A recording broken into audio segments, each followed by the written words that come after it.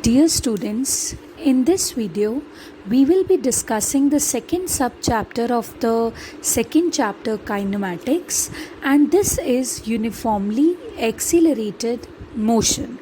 Okay, first of all, let's have a look what is acceleration. Acceleration means change in velocity per unit time taken. Suppose there is some vehicle which is initially moving with a velocity of 50 meters per second, but after 10 seconds its velocity gets changed to 60 meters per second, so that now it is moving with 60 meters per second.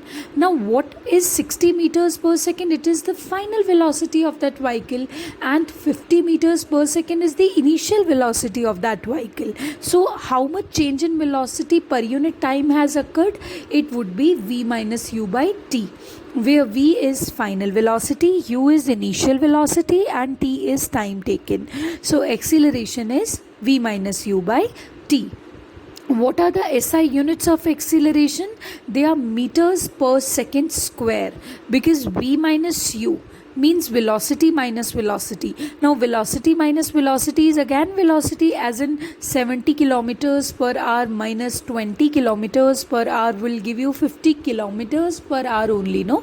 It would not give you 50 kgs or 50 milliliters. So yes, velocity minus velocity is again a velocity. So the upper numerator would have the units of velocity and denominator would have the units of time. Okay.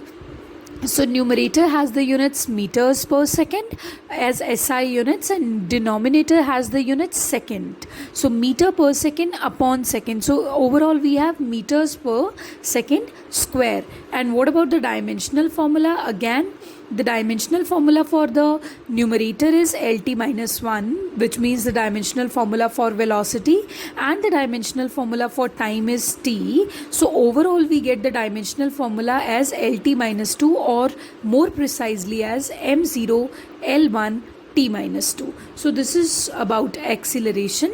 Acceleration is usually of 4 types. Okay, what is that?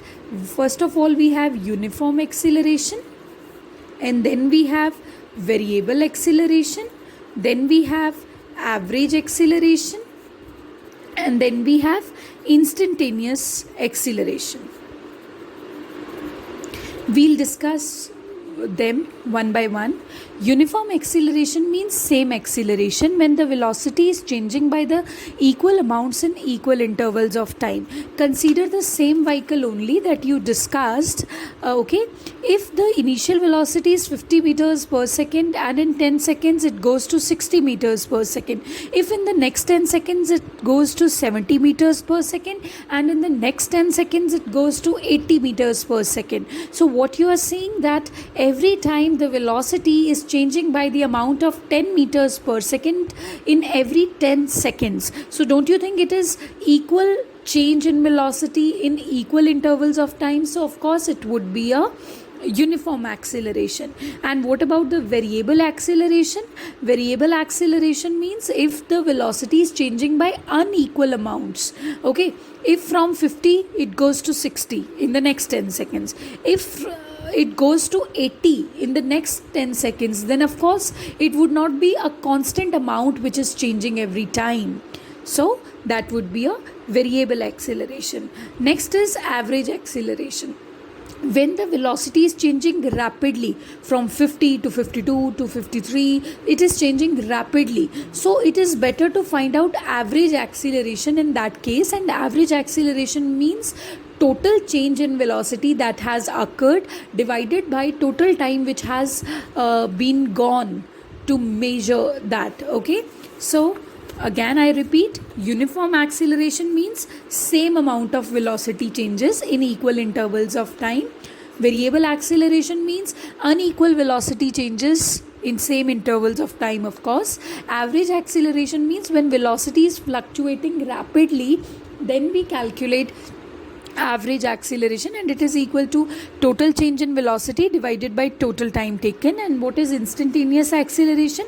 It means the acceleration just now okay अगर acceleration बहुत change हो रहा है तो what is the instantaneous acceleration which means the value of acceleration just now so that will be equal to change in velocity divided by time interval delta v by delta t. So limit delta t tends to 0 because I want the velocity just now. If I am talking about just now, that means the time interval has to be very very shortened. So delta t tends to 0. I taught you a concept where I told you that when this delta symbol tends to 0, then this symbol it gets converted to d. D means very very small change in velocity per unit, very very small change in time.